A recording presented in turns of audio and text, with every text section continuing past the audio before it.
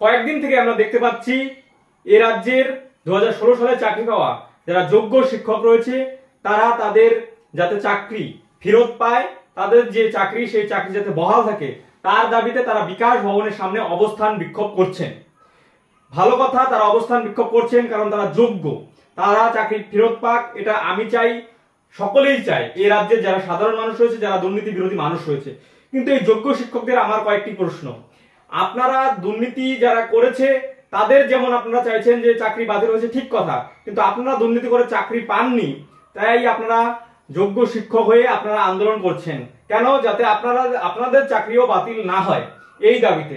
কিন্তু আপনাদের যে এই আন্দোলনে আমরা দেখতে পাচ্ছি শুভেন্দু অধিকারী, শঙ্কুদেব পান্ডা, এরা যে আপনাদের এই আন্দোলনে গিয়ে বড় বড় কথা বলছে, আপনাদের আন্দোলনে সমর্থন যোগাচ্ছে, এতে কি আপনাদের আন্দোলনের যে নৈতিকতা, সেই নৈতিকতা নিয়ে প্রশ্ন উঠছে না?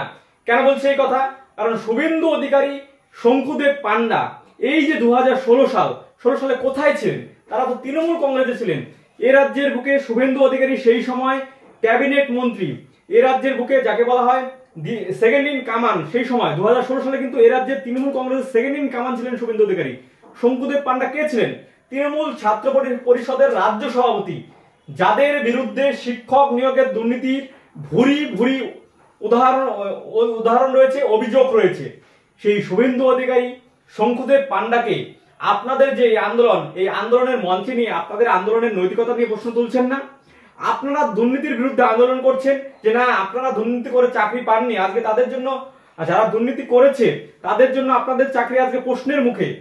আজকে যারা দুর্নীতির মাধ্যমে চাকরি দিল, যারা টাকার বিনিময়ে চাকরি বিক্রি করলো, তাদেরকে আপনাদের আন্দোলন মঞ্চে নিয়ে আপনারা যে আন্দোলনে আপনাদের সেই তেজ কিন্তু আপনারা, আমি মনে করছি, কমিয়ে দিচ্ছেন। আপনাদের যে আন্দোলন, সেই আন্দোলনের সাধারণ মানুষের যে পূর্ণ সমর্থন, সেই সমর্থন কিন্তু আপনারা হারিয়ে ফেলছেন। তাই যারা যোগ্য শিক্ষক রয়েছেন, সেই যোগ্য শিক্ষকদের উদ্দেশ্যে বলছি, আপনারা আমার থেকে অনেকটাই সিনিয়র ব্যক্তি, আপনারা আমার গুরুজন, আপনাদের উদ্দেশ্যে বলছি, আপনারা দয়া করে আপনাদের যে এই আন্দোলনে এমন কাউকে আপনাদের আন্দোলনে সামিল হতে দেবেন না যারা সেই সময় অর্থাৎ 2016 সালে যারা দুর্নীতি করেছে, অর্থাৎ দুর্নীতি করে চাকরি বিক্রি করেছে, কোটি কোটি টাকার বিনিময়ে চাকরি বিক্রি করেছে। আজকে হয়তো শুভেন্দু অধিকারী বিরোধী দলনেতা, এ রাজ্যের বিজেপিতে গিয়েছেন। কেন গিয়েছেন? কারণ তিনি যে দুর্নীতি করেছে সেই দুর্নীতি থেকে বাঁচার জন্য তিনি বিজেপিতে গিয়েছেন। তিনি এমনি এমনি বিজেপিতে যাননি। কারণ শুভেন্দু অধিকারী জানেন, শঙ্কুদেব পান্ডা জানেন, তারা যে দুর্নীতি করেছে সেই দুর্নীতি থেকে যদি বাঁচতে হয়, ইডি সিবিআই এর হাত থেকে যদি বাঁচতে হয়, তাহলে তাদের বিজেপিতে যেতে হবে। তাই তারা বিজেপিতে গিয়েছেন। আপনারা যতই ভাবুন যে আপনাদের আন্দোলনে শুভেন্দু অধিকারী যাচ্ছে, আপনাদের আন্দোলন অনেকটাই বড় হচ্ছে, তীব্রতর হচ্ছে, না, আপনাদের আন্দোলন থেকে সাধারণ মানুষের যে সমর্থন, সেই সমর্থন আপনারা হারিয়ে ফেলছেন। এই রাজ্যে যারা দুর্নীতি বিরোধী মানুষ রয়েছেন, এই রাজ্যে যারা স্বচ্ছ ভাবমূর্তির মানুষ রয়েছেন, তারা কিন্তু আপনাদের আন্দোলন থেকে সমর্থন তুলে নিচ্ছে আস্তে আস্তে। আপনাদের কাছে এটাই অনুরোধ, আপনারা এমন কাউকে আপনাদের আন্দোলনে সামিল হতে দিবেন না যাতে আপনাদের এই আন্দোলন আগামী দিনে একটি হাস্যকর জায়গায় পরিণত হয়। তাই আপনাদেরকে আমি আপনাদের ছাত্র হিসেবে অনুরোধ করছি যে আপনাদের এই আন্দোলনে এমন কাউকে আপনারা জায়গা দিবেন না যার বিরুদ্ধে দুর্নীতির অভিযোগ রয়েছে।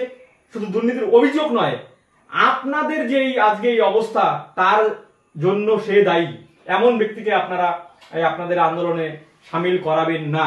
এই অনুরোধ করে আজকের এই সংক্ষিপ্ত ভিডিও এখানেই শেষ করছি। সকলকেই বলবো এই ভিডিওটি সকলের মধ্যে দিয়ে ছড়িয়ে দেওয়ার চেষ্টা করুন। কারণ আজকে শুভেন্দু অধিকারী তিনি বড় নেতা হওয়ার চেষ্টা করছেন, যে তিনি দুর্নীতি বিরোধী, তিনি দুর্নীতির বিরুদ্ধে লড়াই করছেন। কিন্তু শুভেন্দু অধিকারীকে মনে করিয়ে দেওয়ার জায়গা এসেছে যে না, আপনি যতই দুর্নীতির বিরুদ্ধে কথা বলার চেষ্টা করুন না কেন, আপনার কিন্তু ইতিহাস, আপনি 2016 সাল থেকে 2011 সালের পর থেকে 2016 সাল আপনি যে দুর্নীতি করেছেন, সেই দুর্নীতি এই রাজ্যের সাধারণ মানুষ সকলেই জানে।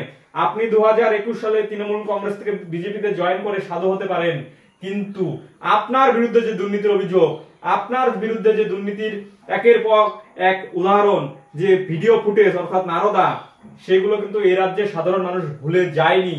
তাই যোগ্য শিক্ষকদের এই আন্দোলনে আপনি গিয়ে যতই বোঝানোর চেষ্টা করুন যে আপনি দুর্নীতির বিরুদ্ধে লড়াই করছেন, এই রাজ্যের সাধারণ মানুষ বিশ্বাস করবে না।